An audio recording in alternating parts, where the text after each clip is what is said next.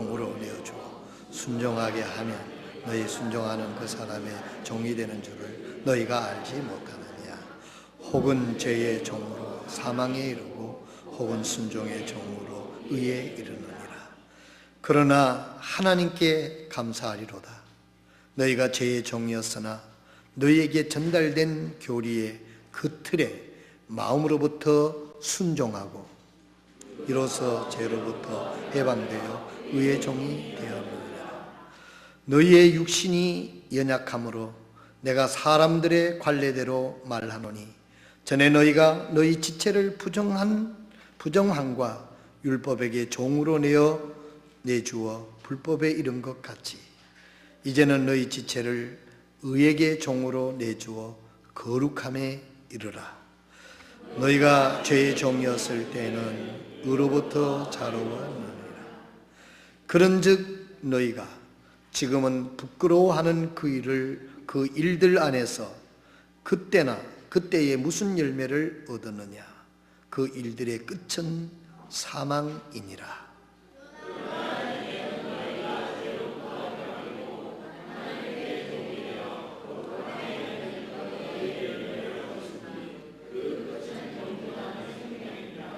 죄의 싹은 사망이나 하나님의 선물은 예수 그리스도 우리 주를 통해 얻는 영원한 생명이니라. 아멘. 기도하고 하겠습니다. 하나님께서 우리에게 들려주시기 위해서 하나님께서 영감으로 말씀을 기록해 주신 이 말씀을 우리가 읽고 이 말씀을 저희들이 오늘 들을 때에 하나님께서 우리들에게 말씀하여 주시기를 간절히 기도합니다. 악한 마귀 사탄의 방해를 받지 않도록 주님께서 우리 가운데 역사하셔서 말씀을 선명히 듣고 그 말씀에 순종하고 말씀에 약속하신 하나님의 은혜를 이 땅에서 체험하는 살아 역사하는 크리스찬의 삶을 살아갈 수 있도록 이 아침에 큰 은혜를 주시옵소서. 이 모든 말씀을 예수님의 이름으로 간절히 기도드리옵나이다. 아멘.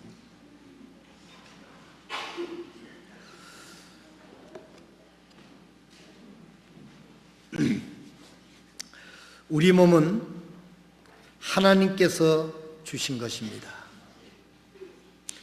하나님의 영광을 위한 가장 아름다운 도구지요. 그래서 천사들도 하나님 말씀을 전하고 하나님을 섬기는, 이 땅에서 하나님을 섬기는 사람들을 흠모한다고 성경은 말씀하고 있습니다. 또 어떤 성경에 보면 하나님의 말씀을 전파하고 하나님의 말씀을 전하는 자들을 천사로 표현하시기도 했습니다. 요한계시록 2장에 보면 아시아의 7교회에서 말씀을 전하는 그들을 가리킬 때 천사로 표현한 적도 있습니다. 왜 천사로 표현을 했는가 하고 생각을 해봤더니 천사는 하나님의 심부름꾼이잖아요. 그래서 우리 교회에서 말씀을 전하는 하나님의 종들도 하나님 말씀을 전하는 심부름꾼이니까 요한계시록 2장에서는 천사로 표현을 했구나, 그렇게 생각을 했습니다. 어쨌든 간에 우리 몸은 하나님께서 주신 것이고 하나님의 영광을 위한 천사도 흠모하는 그 일을 할 수 있도록 하나님께서 우리에게 주신 아름다운 도구인 것은 틀림이 없습니다. 이 도구를 잘못 쓰면 불의하고 악한 도구가 되고 잘 쓰면 의롭고 값진 도구가 됩니다. 이 도구를 사탄이 이용하면 악의 열매를 맺는 것이고, 예수님께서 우리 마음에 오셔서 예수님이 전적으로 이 도구를 쓰시면 사람을 살리고 위대한 하나님께 영광을 돌리는 선한 의의 도구가 되는 것입니다. 그래서 우리의 마음의 주인, 영혼의 주인이 누구냐 하는 것은 대단히 중요한 것입니다.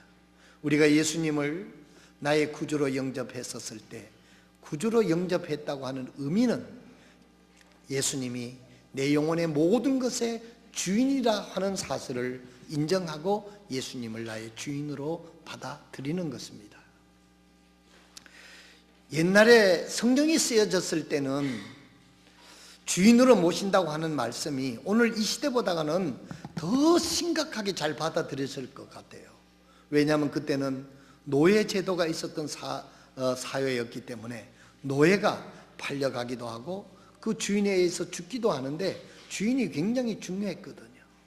그래서 이 성경이 쓰여질 때 보게 되면 참 노예가 새 주인으로 팔려가서 새 주인의 말을 듣는 것처럼 우리가 예수님을 나의 구주로 영접해서 예수님이 나의 새 주인이 되셔서 내 인생의 모든 것의 주인이다 하는 그 인식이, 이해함이 굉장히 빨랐다는 것입니다. 근데 요즘에는 이 말씀이 이해가 잘 안 되는 이유 중에 하나가 뭐냐면 모두가 주인이기 때문에 내가 언제 노예된 적이 있었나 이렇게 생각을 하기 때문에 예수님을 마음속에 구주로 영접하고도 주인에 대한 우리 태도가 어때야 되는가 하는 것이 그렇게 심각하지 않는 것이 아닌가 이런 생각을 해보기도 합니다. 어쨌든 우리가 죄의 종으로서 정말 그 사탄의 노예가 되어 얽매있던 우리가 하나님에 의해서 예수 그리스도를 통해서 십자가의 예수 그리스도의 대속을 통해서 우리가 주인이 바뀌게 되는 거죠. 예수님이 우리의 주인이 되는 거죠. 하나님이 전적으로 우리의 주인이 되는 거죠. 그 하나님을 이 땅에 오신 예수 그리스도이신 그 예수님을 나의 구주로 영접함으로 말미암아 우리가 하나님의 것이 되는 것입니다. 그래서 이젠 더 이상은 우리가 사탄에 얽매여 사는 것이 아니고 사탄으로부터 해방이 돼서 하나님이 새 주인이 됐으니까 하나님에게 전적으로 의존하고 하나님 앞에 순종하고 사는 것이 당연한 것입니다. 자, 우리가 죄의 종에서 의의 종으로 우리가 살아가려고 하는 것에 있어서 어떻게 하면 살아갈 수 있는가? 오늘 4포인트로 간략하게 말씀을 드리도록 그렇게 하겠습니다. 오늘은 구구한 설명을 자꾸 하다가 보면 설교가 길어지는 것 같아서 이제부터는 제목 설교로 포인트를 간략하게 말씀을 전할 테니까 여러분들이 귀를 기울여서 이 말씀을 살펴주시기를 바랍니다. 첫째, 우리가 죄의 종에서 하나님의 의의 종으로 우리가 살아가려고 하면 첫째로 지난날의 삶에서 완전히 돌이켜야 합니다. 본문 오늘 15절에 보면, 본문을 열어 보시기 바랍니다. 본문 15절에 보면 그런즉 어찌하리요? 우리가 율법 아래 있지 아니하고 은혜 아래 있으므로 죄를 지으리요? 결코 그럴 수 없느니라 라고 말씀을 했습니다. 우리가 이제는 율법에서 해방이 돼서 하나님의 은혜로 돌아왔으니 이제는 율법이 없어졌으니 율법이 뭐 큰 구속력이 없어졌으니 마음대로 살고 죄를 지어도 괜찮나 하는 그런 말씀이 이 말씀인 것입니다. 그러나 본문은 결코 그럴 수 없느니라 이렇게 말씀하고 있습니다. 이 말은 죄를 인하여 하나님과 관계가 단절되고 영적으로 죽었던 우리를 하나님이 십자가의 은혜로 말미암아 죄사함을 얻게 하시고 지옥 형벌에서 우리를 건져 주셨습니다. 이 은혜에 감사하고 감격해서 지난날에 살아왔던 죄악의 자리에 머물러 있지 않고 완전히 돌이켜서 하나님이 보시기에 합당한 사람으로 변화되는 삶을 살아가는 것이 바로 우리가 죄의 종에서 의의 종으로 살아가는 첫 번째 방법이 무엇이냐? 그것은 지난날의 삶에서 완전히 돌이켜야만 되는 것입니다. 지난날 죄악 중에 살던 모든 삶에서 이제 내가 그것이 죄악인 것을 알고 하나님의 마음을 아프게 하는 것을 알고 하나님의 뜻과 반대되는 길을 알고 그 예수님을 나의 구주로 영접했다고 하면 이제부터는 지난날의 삶을 완전히 청산하고 완전히 지난날의 삶에서 완전히 돌아서야만 되는 것입니다. 그래야만 우리가 죄의 종에서 의의 종으로 우리가 살아갈 수 있는 첫 번째 단계가 된다 하는 것입니다. 완전히 돌이켜서 우리는 하나님에 의해서 인도함을 받고 살아가게 될 때 하나님의 의로운 도구가 되어서 하나님이 인도하시고 하나님이 힘을 주시고 하나님이 능력을 주셔서 예수님이 이 땅에 계셨을 때 하던 일보다도 너희가 더 큰 일을 하게 되고 보리라고 하신 말씀이 오늘 예수 믿고 구원받고 성령님을 모신 사람을 통해서 이루어지는 것이 주님의 약속이고 가르침을 믿으시기를 바랍니다. 진정으로 예수를 믿는다는 것은 그렇게 힘없고 매겁고 그런 삶이 아니에요. 예수님을 믿고 구원받았던 사람들은 예루살렘을 진동시켰습니다. 세계를 변화시켰습니다.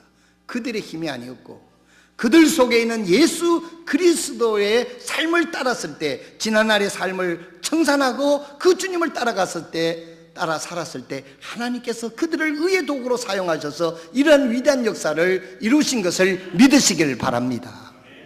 오늘 이 아침에 설교를 듣는 여러분들에게 하나님에게 소망을 가지시기를 바랍니다. 나는 별 볼 일 없고 죄의 종로도 타던 그런 쓸모없는 나의 삶이었지만 이제 예수님을 내 마음속에 영접했으니 예수님이 내 삶을 인도하시는 그 일은 희망적이고 의로운적이고 우리가 상상할 수 없는 위대한 일을 하나님께서 내 안에서 이루실 것이다 하는 믿음으로 지난날의 삶에 매여 있지 말고 새로운 믿음의 길을 걸어가는 저와 여러분들이 되시기를 이 아침에 하나님 앞에 결단하는 은혜가 있기를 주님의 이름으로 축원드립니다.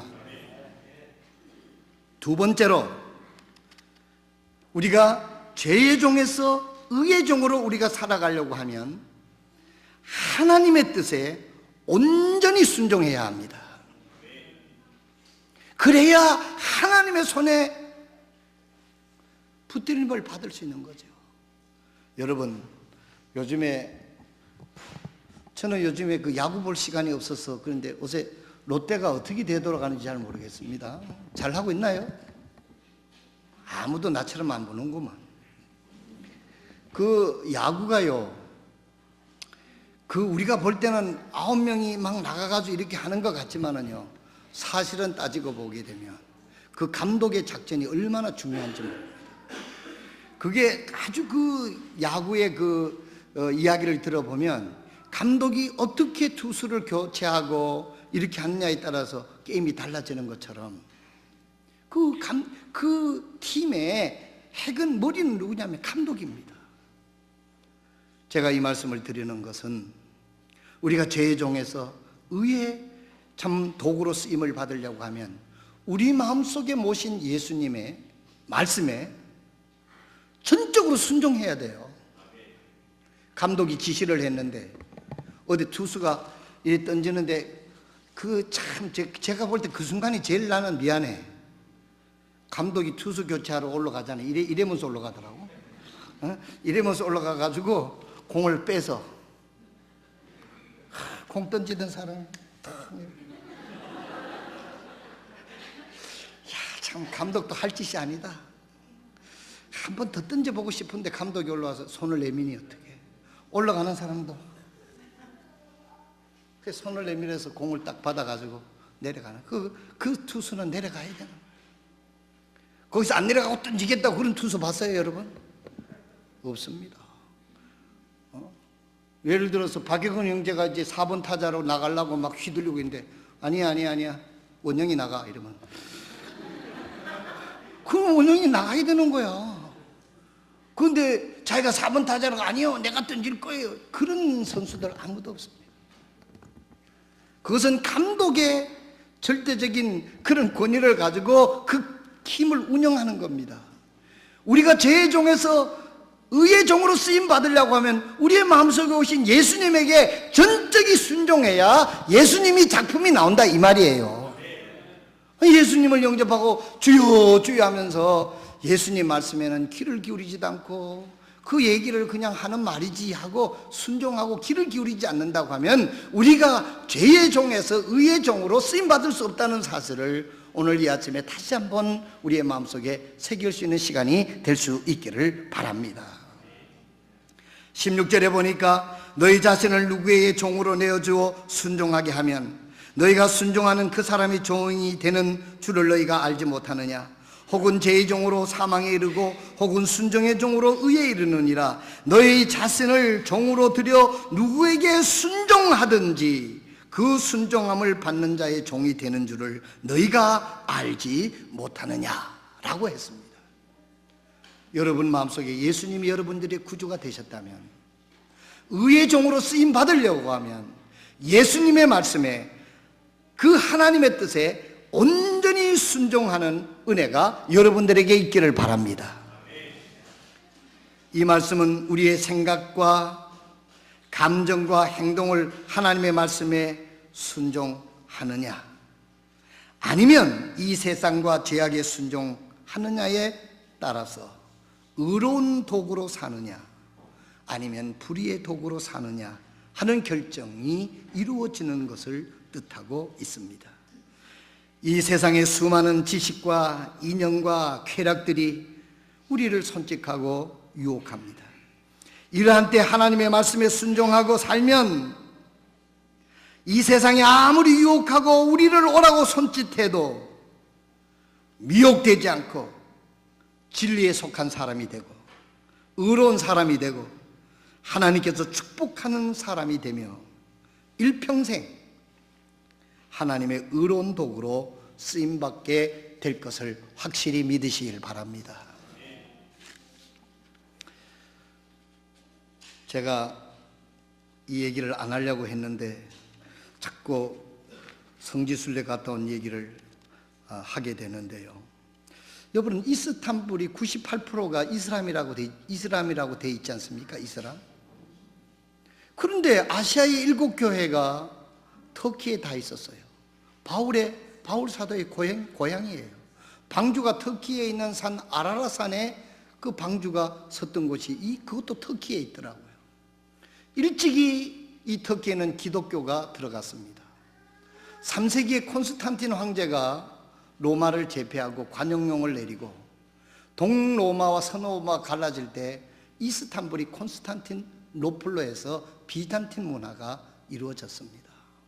그런데 한참 그 문화가 이루어졌을 때 콘스탄틴 2세가 되는지 그 표시는 그래 됐는데 콘스탄틴 황제의 그 가문에서 그 이스탄불 중심에다가 가장 큰 세계 불가사의 중에 하나로 대단한 건축이 있는데 오늘 아침 칼럼에 썼습니다마는 소피아 성당이 거기에서 세워져 있어요.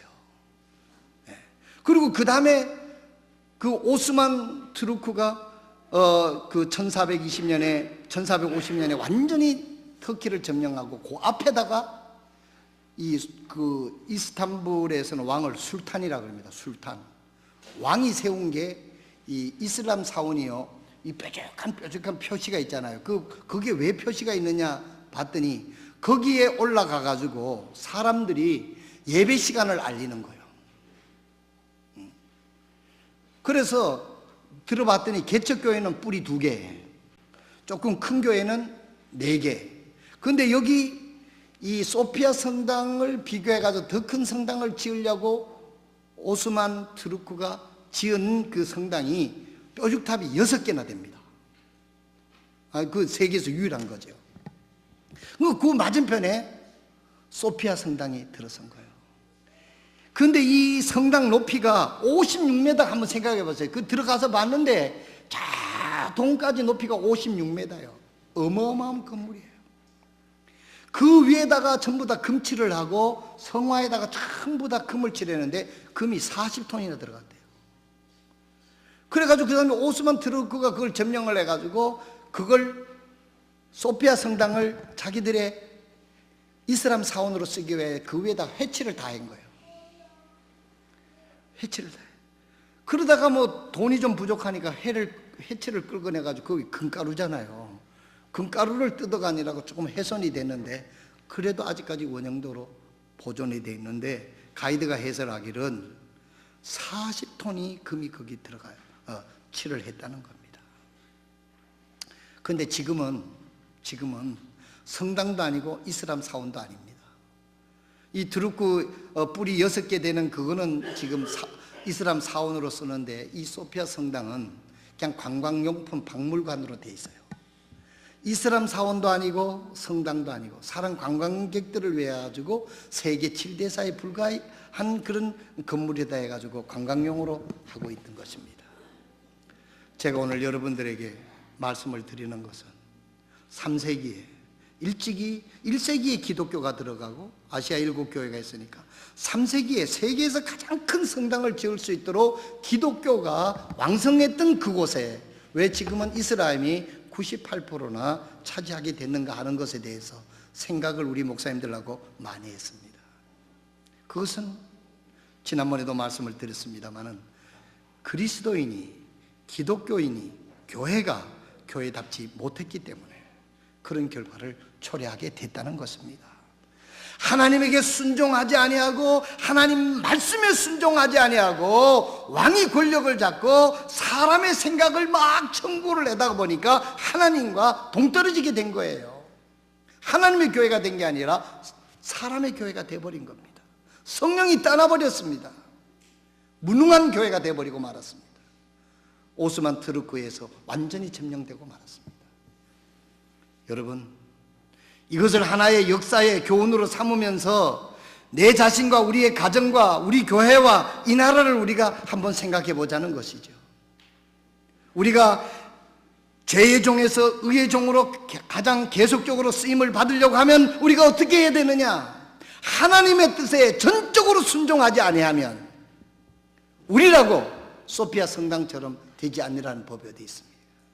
여러분들이 지금 구원받고 침례받고 하나님의 은혜로 축복을 받고 살지만은 우리가 교만해서 하나님의 말씀에 귀를 기울이지 않고 하나님의 뜻에 순종하지 아니하면 하나님의 은혜가 떠날 줄로 믿습니다. 그러면 우리가 무엇을 힘을 쓸 게 있어요?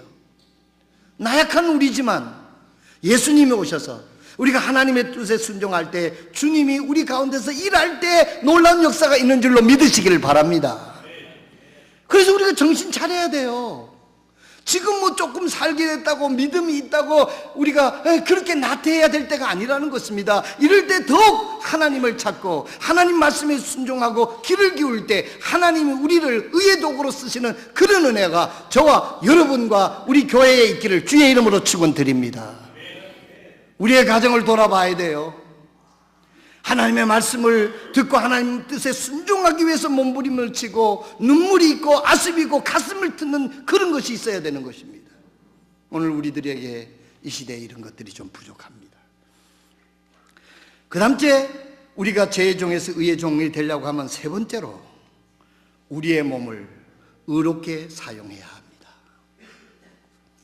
19절에 보니까 너희의 육신이 연약함으로 내가 사람들을 관례대로 말하노니 전에 너희가 너희 지체를 부정함과 불법의 종으로 내어주어 불법에 이른 것 같이 이제는 너희 지체를 의의 종에게 내주어 거룩함에 이르라. 너희가 지체를 부정과 불법에 들여 불법에 이른 것 같이, 여기 보면 너희가 지체를 부정과 불법에 들여 그랬어요. 이제는 너희가 지체를 의에게 종으로 들여 거룩함에 이르라. 사랑하시는 성도 여러분, 여러분 좀 몸 있죠? 몸 한번 만져보세요. 가슴 한번 만져보세요. 진짜로 만져보세요. 몸 있죠?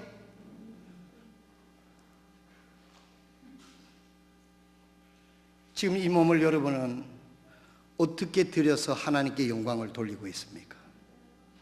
오늘은 적어도 여러분 하나님 앞에 나와서 하나님 앞에 예배를 드리고 있으니까 오늘 이 시간은 여러분들이 가장 귀중하게 여러분들의 몸을 들여서 하나님께 예배를 드리고 있습니다.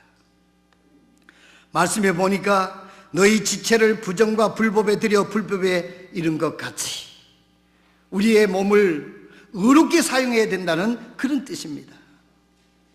우리의 몸의 지체, 즉 손과 발과 입을 어디에 들이고 사느냐에 따라서 의로운 도구가 되기도 하고 불의한 도구가 되기도 한다는 뜻입니다. 주님이 교회를 통해서 영광을 받으시고 주님의 일을 이루어 가실 때 성도들은 교회가 하고 있는 사역에 여러 가지로 우리의 몸을 들여서 봉사하게 될 때 우리 몸을 의롭게 사용하는 것이죠. 예를 들면 교회 교사와 찬양대원들과 또 교회 전도 시간에 맞춰서 함께 나와서 전도와 구제와 성경, 여러분들이 나가서 열심히 일을 해서 여러분들이 얻은 대가를 가지고 성경금을 들여서 이 선교 헌금이 지구 땅끝까지 가서 선교사들에게 전달돼서 그들이 복음을 전해서 구원받는 하나님의 뜻을 이룬다고 하면 여러분들의 직업이 성직이 되는 거예요. 내가 이렇게 열심히 해서 여기서 얻은 돈으로 땅끝까지 이르러 복음 전하는 저들에게 복음이 전파된다. 그 일은 성직인 것입니다. 하나님의 거룩한 일에 우리의 자신을 드리는 것입니다. 우리가 교회에서도 찬양대원으로 교사로 나와서 여러분 피곤한 몸이지만은 우리의 몸을 의의 도구로 들여서 의롭게 사용하게 될 때 우리는 죄의 도구에서 의의 도구로 전환되는 은혜를 받게 될 줄로 믿습니다. 마지막으로 네 번째, 한번 여러분 내가 지금 무슨 열매를 맺고 있는가 확인하면서 우리가 살아야 됩니다. 모두들 다 바쁘다고 하는데 뭐 때문에 그렇게 바쁜지, 모두 시간이 없다고 하는데 뭐 때문에 시간이 없는지 우리는 잠깐 생각을 멈추고 우리는 생각해 봐야 됩니다. 무조건 달린다고 빨리 가는 거 아닙니다. 목적지를 정확하게 정해놓고 그 도착 지점을 알고 뛰는 것이 중요하다 하는 것입니다. 21절에 봅니다. 그런즉 너희가 지금은 부끄러워하는 그 일들 안에서 그때 무슨 열매를 얻었느냐? 그 일들의 끝은 사망이니라 라고 말씀했습니다. 잠언의 말씀을 보면 어떤 길은 바르나 필경은 사망의 길이니라 그랬어요. 좁은 길로 들어가라. 그 길은 협잡해서 사람들이 찾지를 아니하느니라. 넓은 길은 길이 평탄하고 넓어서 찾는 사람이 많이 있지만은 그러나 너희들은 좁은 길로 가라고 주님은 말씀하고 있습니다. 우리들의 삶이 내가 가고 있는 이 믿음의 길이 무슨 열매를 맺고 있는가 우리는 확인하면서 사는 지혜를 오늘 이 아침 하나님의 음성으로 들을 수 있기를 바랍니다. 22절에도 그러나 이제는 너희가 죄로부터 해방되고 하나님께 종이 되어 거룩함에 이르는 너희의 열매를 얻었으니 그 끝은 영존하는 생명이니라 라고 말씀하고 있습니다.